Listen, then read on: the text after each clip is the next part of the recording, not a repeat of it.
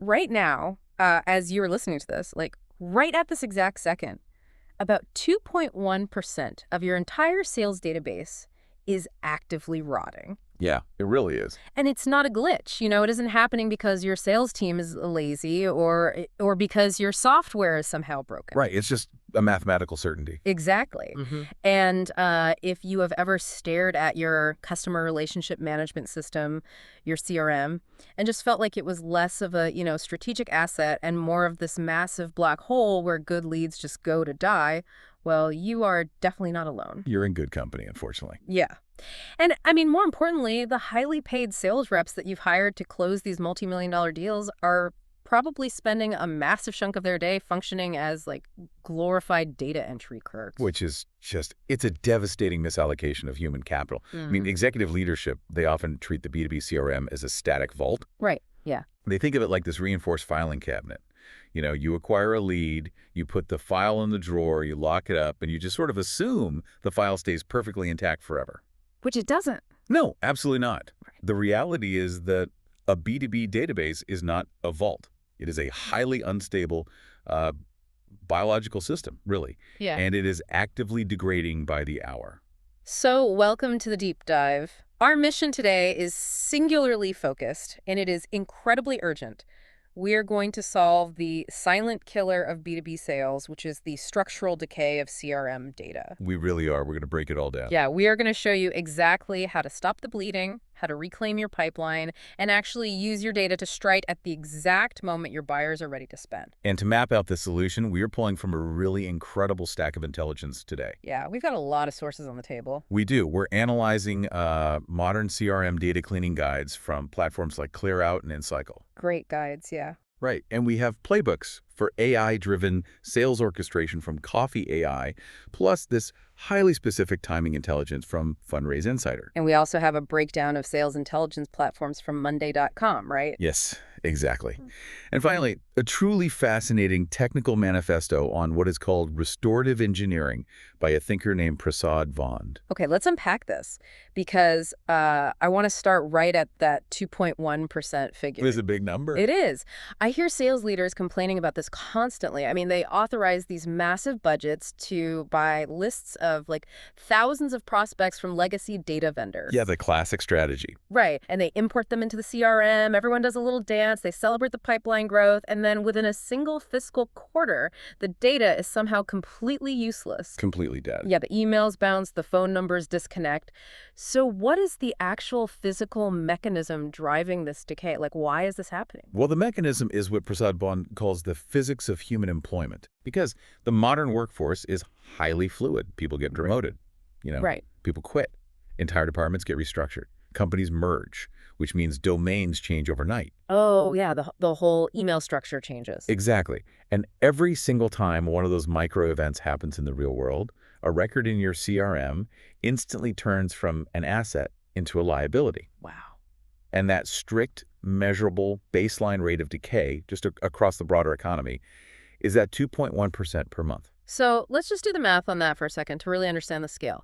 Because 2.1% a month might not sound like an emergency when a vendor pitches it to you. It sounds small. Yeah, it sounds like nothing. But if you're holding a database of, say, 10,000 contacts. It compounds. That's the thing. Under stable economic conditions, a 2.1% monthly decay rate compounds to roughly 22.5% annually. Almost a quarter of your data. Right. If you have 10,000 contacts in January, by December, over 250 of those records simply cease to be accurate.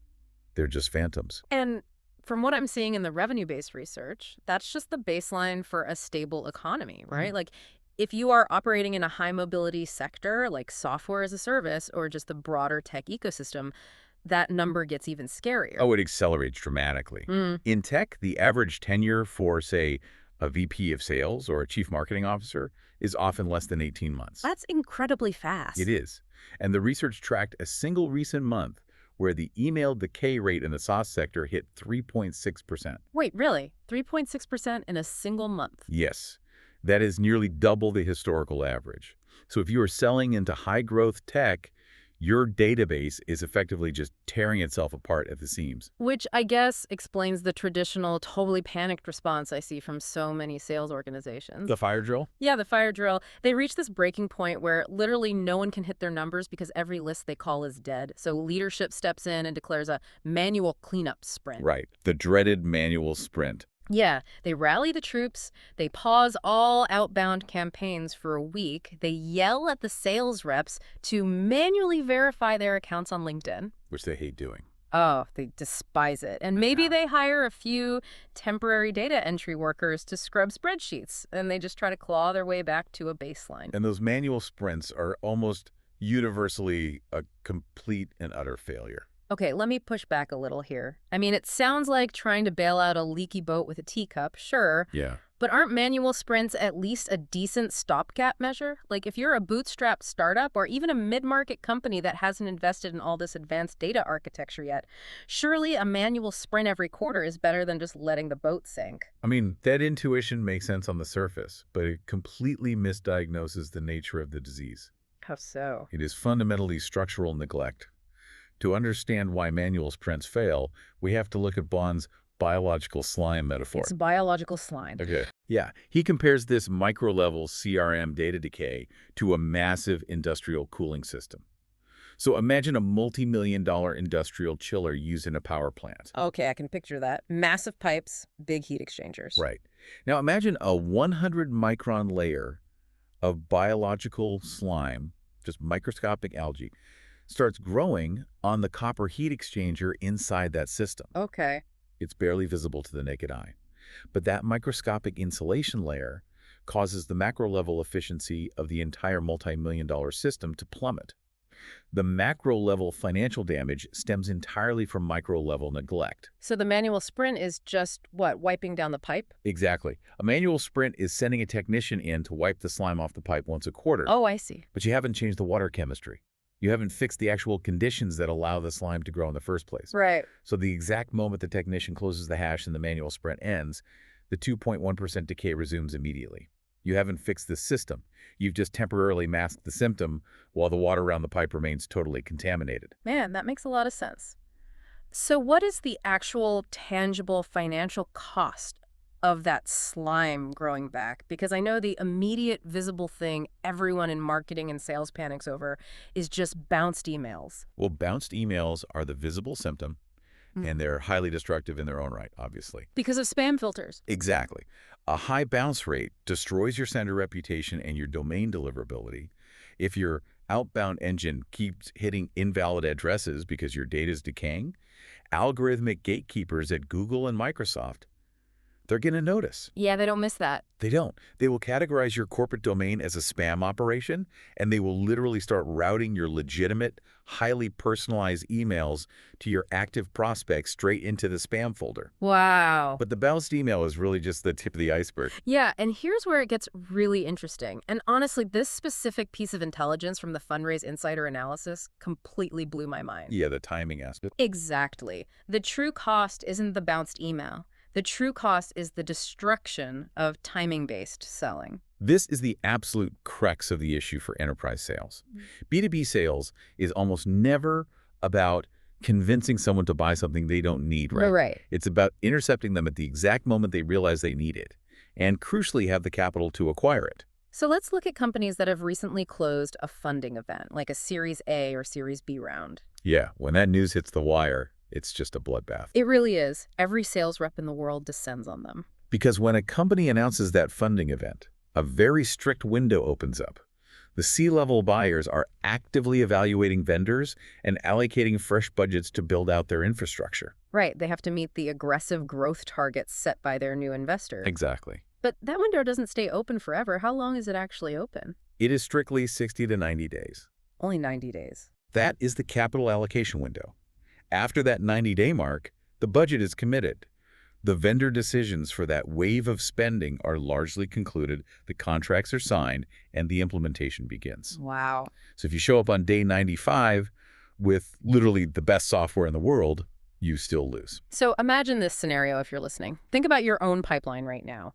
A target account you've been monitoring just announced a $15 million Series A on a Tuesday morning. Okay. Your CRM says the primary decision maker is a guy named David, and he's the VP of sales. So your rep sees the news, drafts this brilliant, highly personalized email referencing the raise, hits send on Tuesday afternoon, and feels incredibly confident about it. But your data has been decaying at 2.1% every month. Right. David actually left the company 3 months ago. He couldn't handle the pressure leading up to the raise, so the company quietly replaced him. Ah, so your email bounces. Or perhaps even worse, the IT department turned David's old address into a catch-all. Which means it doesn't bounce. It just sits unread in an unmonitored administrative inbox. Exactly. So the rep waits a day or two for a reply. Nothing. Then they check the system and see the bounce notification, or they realize they're just getting ghosted. And now the panic sets in. Yep. They have to stop selling and start doing manual administrative research.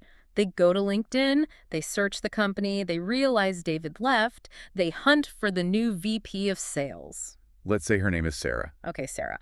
Now they have to guess Sarah's email format. Is it sarah.smith or smith? Or maybe just Sarah at company. Right, and they run these guesses through some free online verifier. And this entire manual process consumes days of their time. It does. And by the time your rep finally secures a verified email for Sarah and sends the new pitch, they are 2 or 3 weeks into that critical 90-day window. Oh, that's brutal. Meanwhile, a competitor who has superior data hygiene, a competitor using active governance and autonomous agents to keep their CRM perfectly synced with reality, reached out to Sarah, the correct VP of sales, within 1 hour of the funding announcement. Wait, within 1 hour?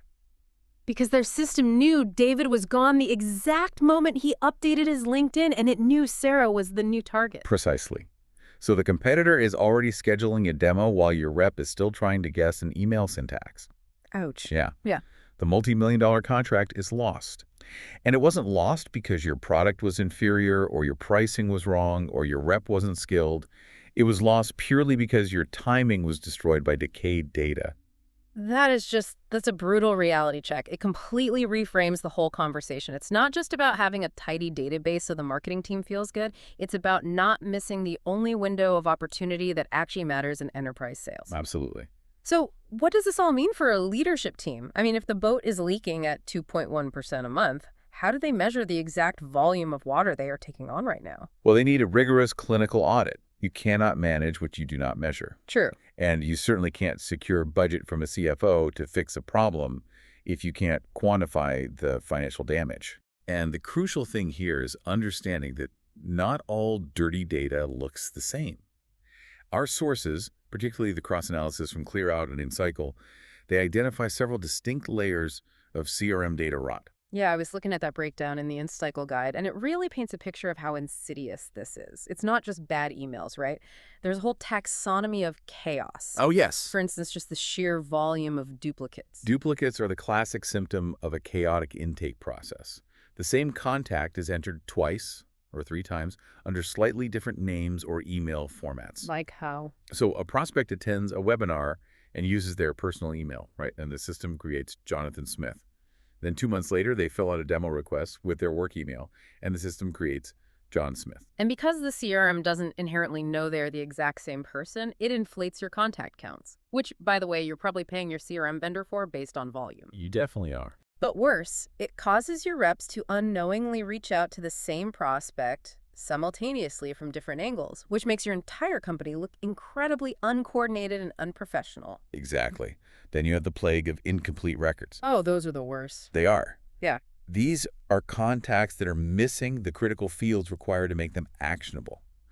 You have a verified email, but no job title. Or you have a phone number, but it's not associated with any account. And where do those usually come from? These almost always stem from poorly designed marketing forms that prioritize high submission volume over actual data quality. Right. Just get their email approach. Yeah. And a lead without context can't be routed to the right territory or scored by your marketing automation platform, so it just sits there completely inert. Then there is the invisible killer we just talked about with our David the VP scenario, outdated contact info. Right. This is the most financially damaging type of decay because it masks itself as healthy data. The email was perfectly accurate when you entered it 2 years ago. The syntax is correct. There are no missing fields. But the human being attached to that data has moved on. Yes. It sits there looking pristine until you try to use it, and the 90-day window slams shut in your face. And even if the person hasn't moved on, the formatting can be just as destructive. I was reading about formatting inconsistencies, and honestly, it sounds minor. Like, who cares if a phone number has a dash or a dot, right? Well, your automation software cares deeply. Right. Inconsistent formatting breaks your segmentation and routing logic. Hmm. You have phone numbers with international country codes, some without, some with parentheses, some with spaces. You have job titles written as VP Sales on one record, Vice President of Sales on another, and VP Sales with an underscore on a third. So when the marketing team tries to pull a highly targeted list of all VPs in a specific region for like an exclusive event, the system misses half of them because it's looking for an exact text match. Correct. You leave massive amounts of revenue on the table simply because of a typographical error. Wow. And that leads directly into the problem of orphaned records. Okay, what are those? These are contacts floating in the digital void, with no associated company record, no open deal, and no assigned owner. Maybe a sales rep gets fired, and instead of reassigning their accounts properly, the records are just left unassigned. Just drifting. Yeah. They consume expensive storage space, they make your total addressable market look artificially large on a dashboard, but they contribute absolutely zero to your pipeline. And what about the deals that are actually in the pipeline? Because I've seen CRMs where the forecasting is just pure fiction. Yeah, that is the result of incorrect lifecycle stages. This happens when the data doesn't reflect the reality of the relationship. Give me an example. So you have someone marked as a prospect who actually signed a contract with you 2 years ago, but the rep never updated the original lead record. Oh, man. Or, conversely, you have an opportunity that has been sitting in the negotiation stage for 18 months with zero logged activity. Which completely corrupts your pipeline forecasting. I mean, the VP of sales stands up in a board meeting and promises a $5 million quarter based on the CRM dashboard, but 3 million of that is just zombified deals that died a year ago. Exactly. And the final layer of this rot is stale enrichment data. Okay. This happens when an organization pays a third-party vendor to enrich a company profile once, and then they never touch it again. So let's say you enriched an account back in like 2022. They were a seed stage startup with 12 employees operating out of a co-working space. But now it's 2026. They just raised a massive Series B, they have 200 employees, they acquired a competitor, and their buying priorities have shifted from survival to enterprise scale. Right. If your CRM still treats them like a 12-person startup, your reps are going to send them messaging that is laughably irrelevant. You will actually insult them by demonstrating you have no idea who they actually are today. Okay, so if I am a RevOps leader listening to this, I'm probably sweating right now because I know all of those issues are lurking in my system. They absolutely are. But how do we actually calculate the hard financial damage? If I want to go to the CFO to get a budget to fix this, I can't just say we have stale enrichment. No, CFOs don't care about that. Right. But Prasad Bhan outlines this brilliant 48-hour actionable validation signal to calculate capital at risk. It's a 4-step diagnostic test. I'll walk through the setup, and you tell me what the CFO sees. I love this exercise because it moves the conversation from abstract hygiene to concrete finance. Yeah. So, step 1. You go into your CRM and you export a very specific cohort. You pull exactly 500 prospects that were acquired exactly 6 months ago, not your whole database, just a surgical, time-bound sample. Right. Step 2. You run a standard email verification protocol against this specific 500-person cohort.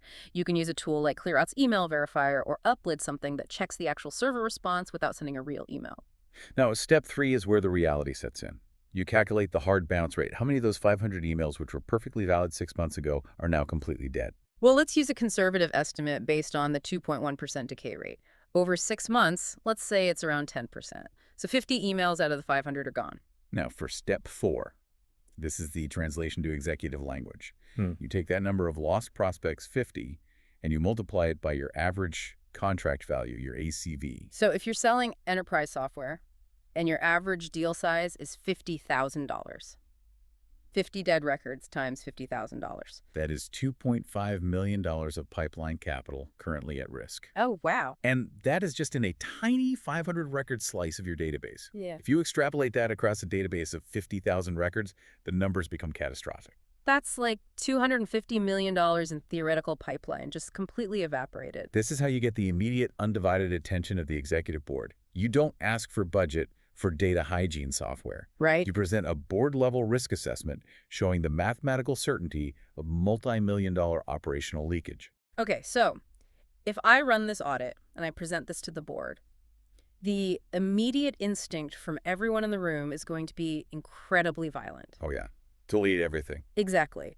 They are going to look at that massive pile of orphaned records, outdated emails, and duplicates, and they are going to say, just hit delete, cleanse the system with fire, nuke the bad data from orbit, and let's start fresh.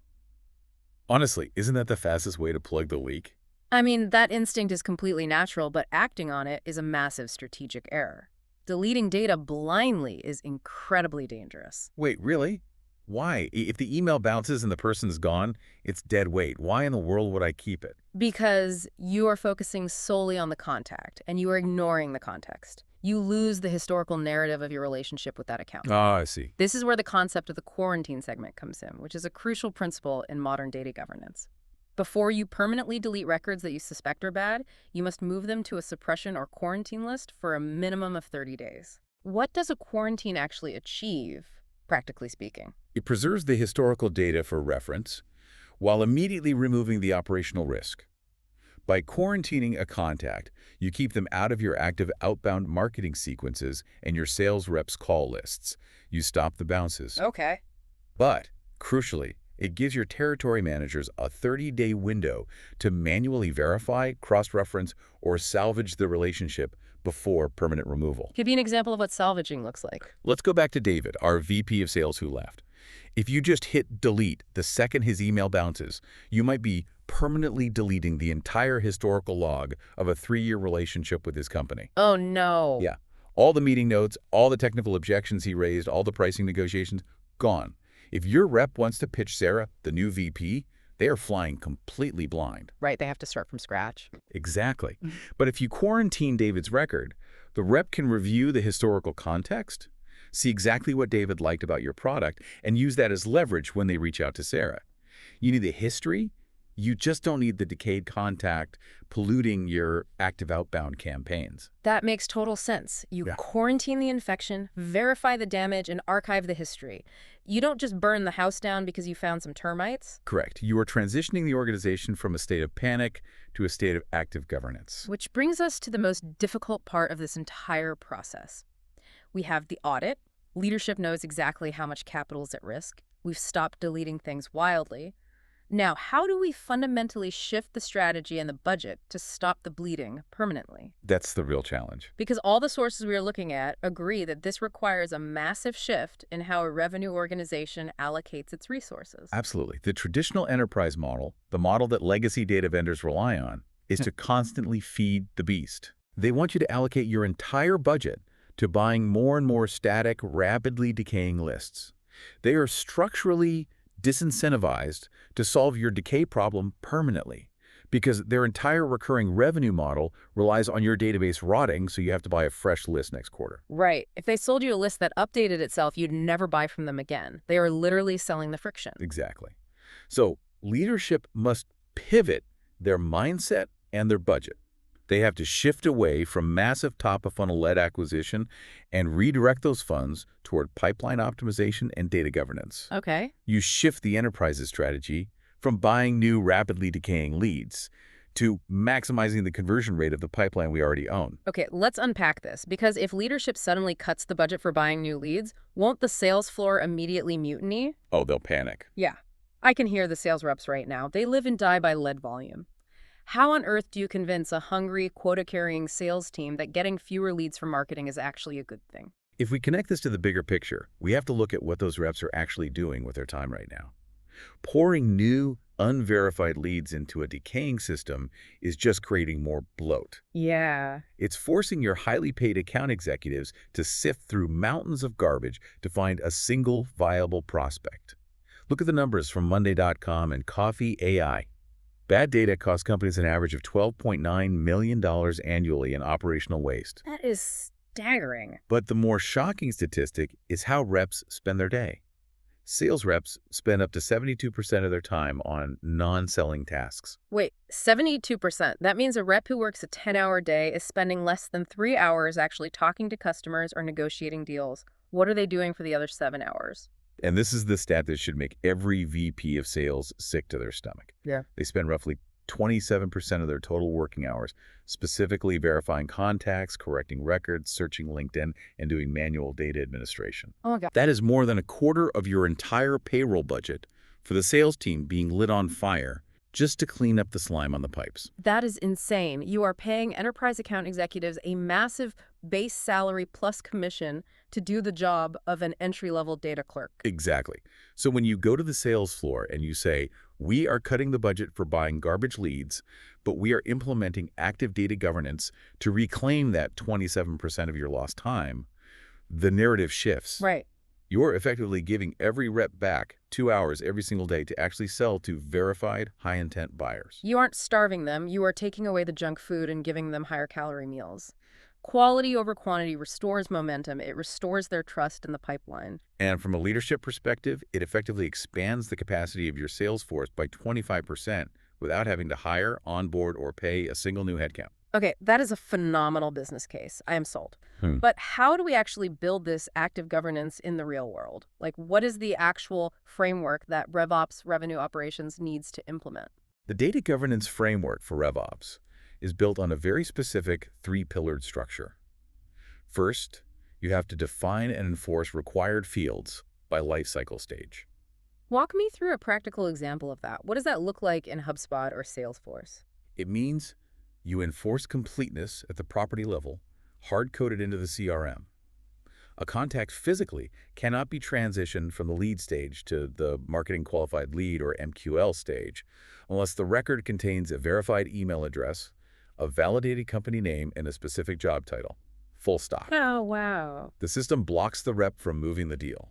Furthermore, an opportunity cannot move from the discovery stage to the proposal stage without a defined close date and an estimated dollar value. I love that. It forces discipline right at the moment of action. You stop the bad data at the gate before it enters the next phase of the funnel. So what is the second pillar? Standardized pick lists and field-level taxonomies. You have to completely eliminate free text entry for critical data points. Because humans are messy.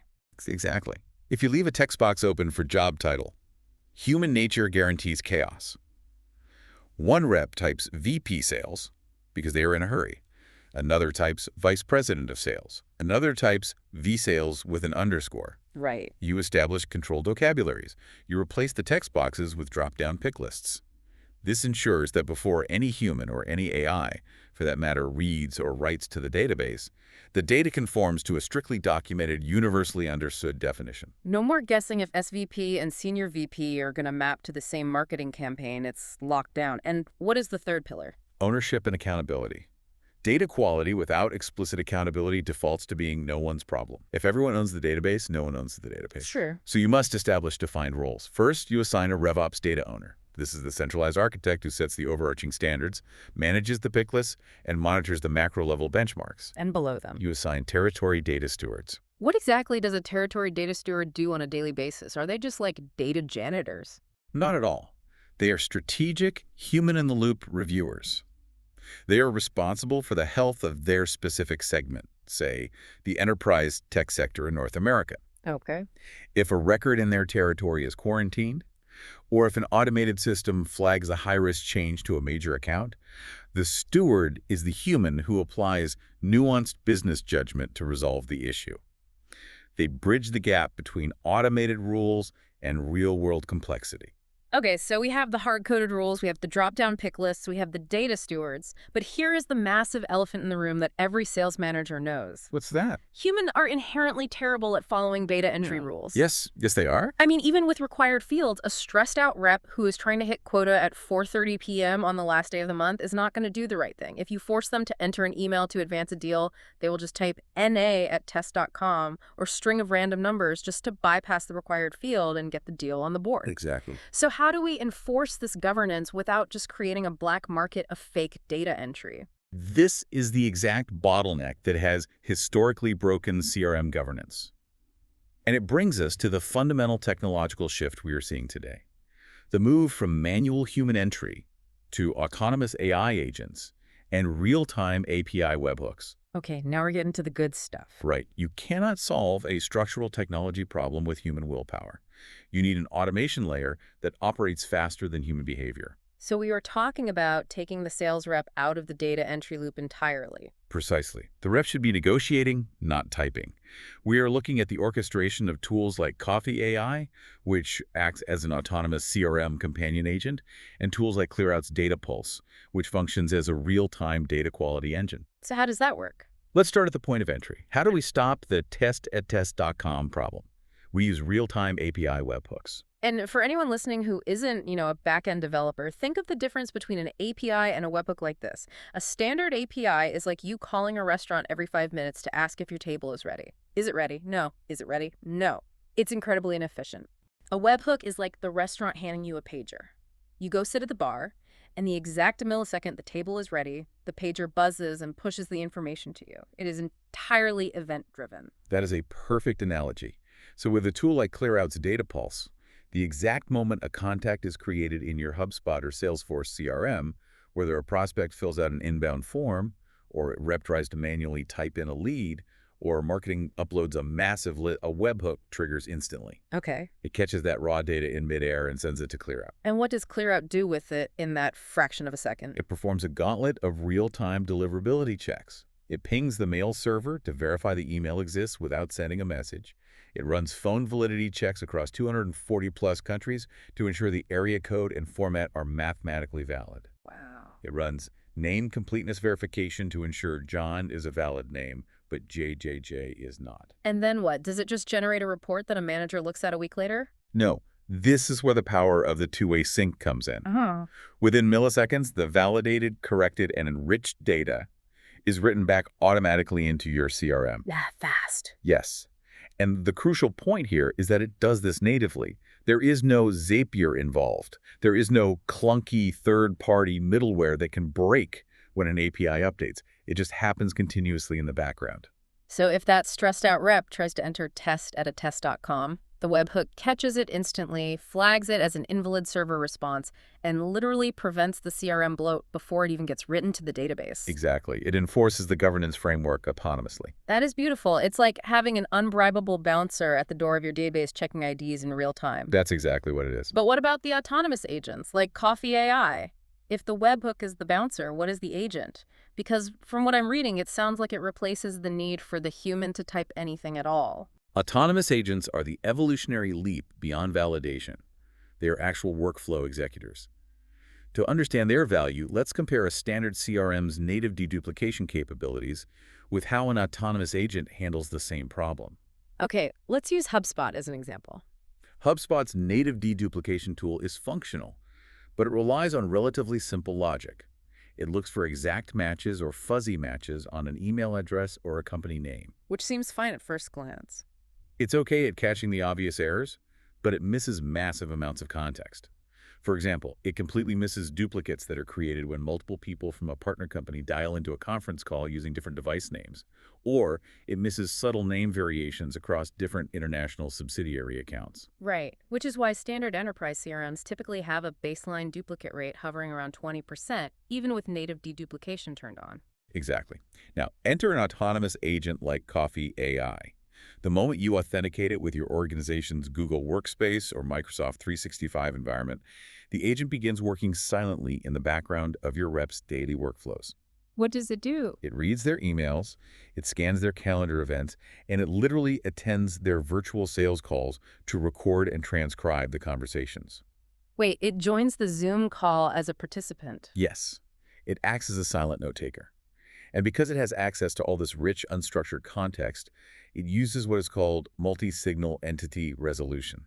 Okay, that sounds intense. What does that mean? It doesn't just look at a static name in an email field. It cross-references calendar signals, existing CRM relationship mapping, and verbal clues from the call transcript itself to catch duplicates and resolve identities continuously in real time. So if a prospect introduces themselves on a call as Jim, but their email is James, the AI understands the context and links them, rather than creating two separate records. Precisely. Because of this multi-signal approach, these agents sustain a duplicate rate of around 2% compared to that devastating 20% baseline. That is incredible. And more importantly, it logs all the activities automatically, right? The rep doesn't have to spend 30 minutes after the call typing out what happened. Yes. Post-call, the agent instantly generates a structured, formatted summary based on your specific RevOps taxonomy. Wow. It writes the activity log directly to the CRM, and crucially, it updates the deal stage if the evidence in the transcript supports the transition. If the prospect verbally agrees to a trial, the AI moves the deal to the trial stage. The rep does absolutely nothing. That means the pipeline reflects the ground truth of the conversations, not just what the rep remembered to enter on Friday afternoon. And it scales across the enterprise. Furthermore, the sources outline how platforms like Integrate.io and OpenPrize act as cross-platform orchestrators. Orchestrators. They take this clean AI unified data and ensure it is synchronized instantly across your sales, marketing, and customer service tools. It completely eliminates departmental silos because everyone is operating off the exact same verified ground truth. Okay, let me play devil's advocate here. Go for it. Because I am putting myself in the shoes of an enterprise chief information security officer, a CISO. Right. If you sit down in my office and tell me that you want to deploy an autonomous AI agent that is going to read all of my company's confidential emails, scan every internal calendar event, join highly sensitive sales calls, and then automatically rewrite data in my central system of record, I am breaking out in hives. Completely understandable. I am calling legal immediately. Isn't that a massive privacy, security, and compliance nightmare? This raises an incredibly important question, and it is the absolute first hurdle any deployment must clear. The vendors operating at this elite enterprise level understand that security is paramount, and they have built their architectures accordingly. Tools like Coffee AI are SOC2 Type 2 compliant, and they adhere strictly to GDPR regulations. So they have the enterprise-grade stamps of approval, but what does the data flow actually look like? Where is my proprietary data going? The data processing architecture is strictly bounded. The data the agent reads, your emails, your transcripts, your calendar events, is used exclusively to populate and enrich your specific private CRM instance. Okay. It is never used to train the vendor's public machine learning models. Your proprietary sales methodologies and confidential client conversations aren't being fed into a global intelligence pool that your competitors can access. The AI is a walled garden within your own infrastructure. Okay, that covers the privacy aspect. My data isn't leaking. But what about the operational risk? You mean AI hallucinations? Exactly. AI makes mistakes. It hallucinates. What if the autonomous agent misunderstands a sarcastic joke on a call, assumes the client is angry, and suddenly moves a $5 million deal from final negotiation to closed lost? That scenario is exactly why you do not give an AI unsupervised read and write access to your most critical data fields. Right. And this is where the risk-tiered model and the human-in-the-loop governance we discussed earlier come together perfectly. The AI operates on strict programmatic guardrails. How does that work in practice? Low-risk, high-volume actions like logging a meeting summary, updating a phone number format, or flagging a bounced email are executed fully autonomously. Because if it messes up a phone number format, it's not the end of the world, but high-risk actions. High-risk changes like deal stage transitions, massive opportunity amount changes, or permanently merging two major enterprise account records are never executed autonomously. Okay, so what happens? Instead, the AI agent creates a proposal. It flags the proposed change for the territory data steward. The agent presents the proposal, and crucially, it links the exact transcript, excerpt, or email thread that triggered its logic, providing the human with the evidence. Oh, that's smart. The agent then waits for human approval before committing the change to the CRM.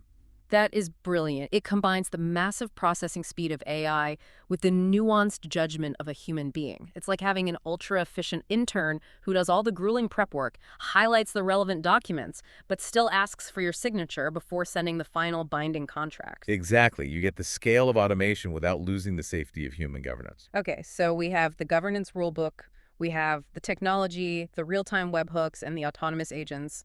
We understand the security guardrails. Now, how does leadership actually implement this and prove a return on investment quickly? That's the roadmap. Because I can hear a demanding VP of sales saying, "This sounds great. The demo was amazing. Let's deploy the AI to the whole global team of 200 reps on Monday." And that approach is exactly how you guarantee a massive, highly visible project failure. Really? You cannot just flip the switch on an autonomous agent across an entire enterprise without rigorous preparation. The data must be ready for the AI, and the humans must be ready for the AI. So what's the plan? The sources outline a very specific 90-day strategy designed to align CRM hygiene perfectly with those lucrative funding events. and it starts with a strict 8-week implementation timeline. This roadmap is specifically calibrated for mid-market and enterprise teams of 20 to 200 reps. Let's walk through this roadmap chronologically. Let's say we get the green light. What exactly happens in the first phase?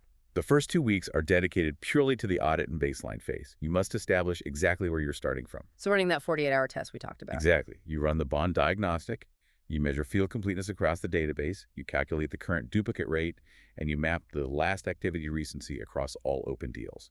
You are identifying the highest decay property groups in your specific system. You have to know how sick the patient is before you start administering the cure. That makes total sense. Yeah. You need the baseline to prove the ROI later. What happens in weeks 3 and 4? This is the standards definition phase. This is where you build the structural governance framework. You define the required fields per lifecycle stage. Getting the rules down. You establish the controlled vocabularies and you build the pick lists. You officially assign your RevOps data owner and you designate your territory data stewards. And crucially, this is when you formally document the risk tiers. You sit down with leadership and decide exactly what the AI is allowed to do autonomously and what absolutely requires human-in-the-loop approval. Okay, so the entire first month is essentially prep work, rule setting, and change management. The AI isn't even turned on yet. What about weeks 5 and 6? Weeks 5 and 6 are the configuration phase. This is when you actually connect the plumbing. For an agent like Coffee AI, it involves a simple, secure authentication to your CRM like HubSpot or Salesforce. You configure the validation rules in the system based on the standards you defined in week 3. You set up the approval workflows and routing so that when the AI proposes a high-risk change, the correct territory steward gets the notification. And building the reporting, I imagine. Yes, you set up your monthly health dashboards so leadership can monitor the benchmarks in real time.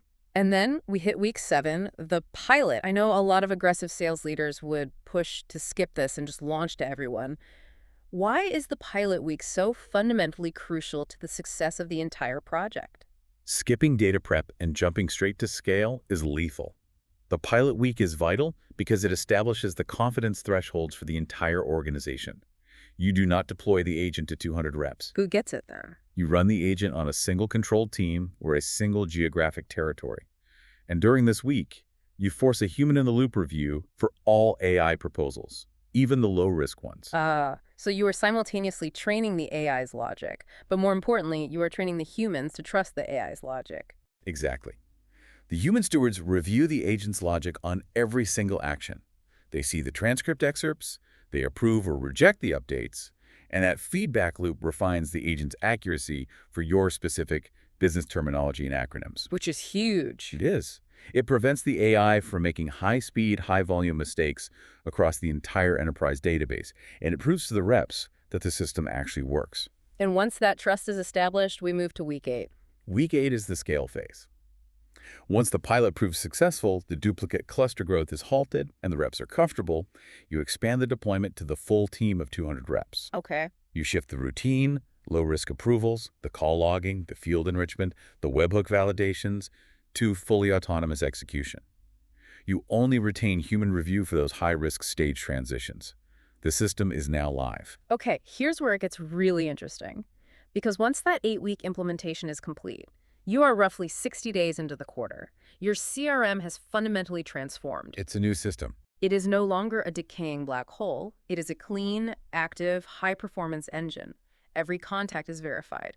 Every deal has a documented next step based on actual call transcripts.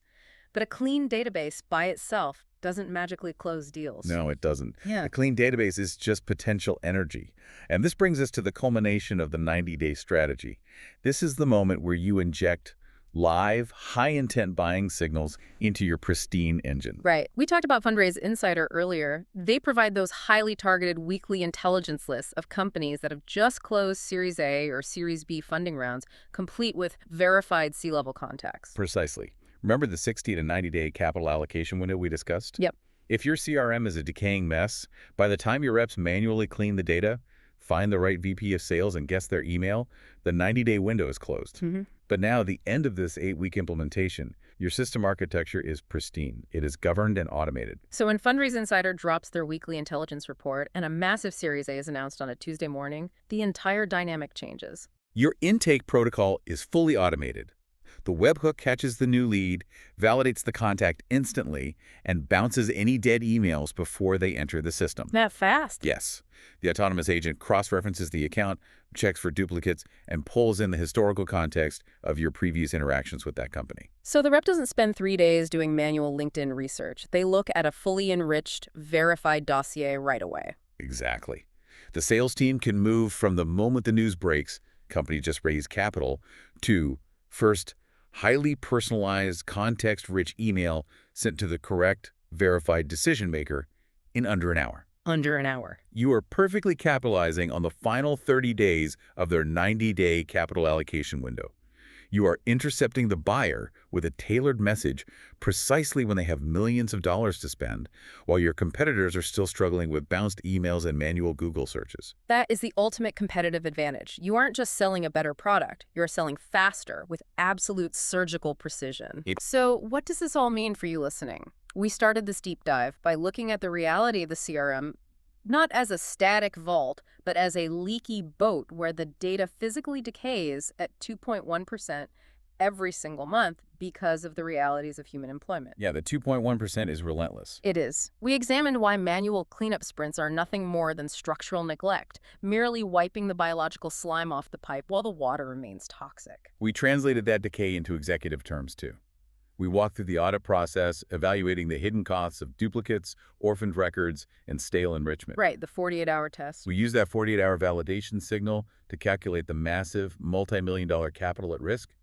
And we discussed the strategic imperative for leadership to shift their budget away from buying massive, rapidly decaying lists from legacy vendors and toward active pipeline optimization.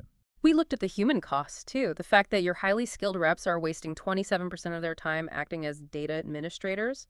And we broke down the technological solution to reclaim that time. Deploying real-time API webhooks as the bouncers at the door, and utilizing autonomous agents equipped with multi-signal entity resolution to replace manual entry entirely. We outlined the 8-week roadmap to deploy these systems safely, using a risk-tiered model and human-in-the-loop stewards to ensure security and compliance. Right. And finally, we showed how a perfectly governed CRM allows you to strike instantly when a 90-day funding window opens. It is a complete architectural shift from a system of chronic neglect to a system of continuous automated restoration. It really is a paradigm shift. But I want to leave you with a final, slightly provocative thought to ponder as we wrap up this deep dive. Oh, this is a good one. Yeah, we have spent this entire time detailing how enterprise sales teams are deploying these incredibly sophisticated autonomous AI agents to ensure perfect data, perfect timing, and hyper-personalized outreach. We are arming the outbound sales motion with an unprecedented level of automated intelligence. We are building the ultimate offensive machine. Right. But what happens when the buyers realize what is happening and they deploy their own defensive AI agents? Right. Think about it. If every VP of sales eventually has an AI curating their inbox, screening all inbound pitches, instantly verifying the vendor's data, and automatically negotiating baseline terms before a human ever sees the email, are we rapidly moving toward a future where B2B enterprise sales is just one autonomous AI negotiating with another autonomous AI over an API connection while the humans just sit back and review the final contract? That is a fascinating implication. If the AI handles all the timing, all the data verification, and all the initial outreach, the signal-to-noise ratio becomes perfectly optimized on both sides. And when that happens, the nature of human persuasion fundamentally changes. It does. It moves from who can yell the loudest or who has the cleanest list to who actually has the best strategic solution. But until that futuristic day arrives, you have to operate in the reality of today. You have to make sure your CRM isn't a black hole. You have to fix the leaky boat, clear out the biological slime, implement active governance, and ensure that when the window of opportunity opens, your data is perfectly primed to close the deal.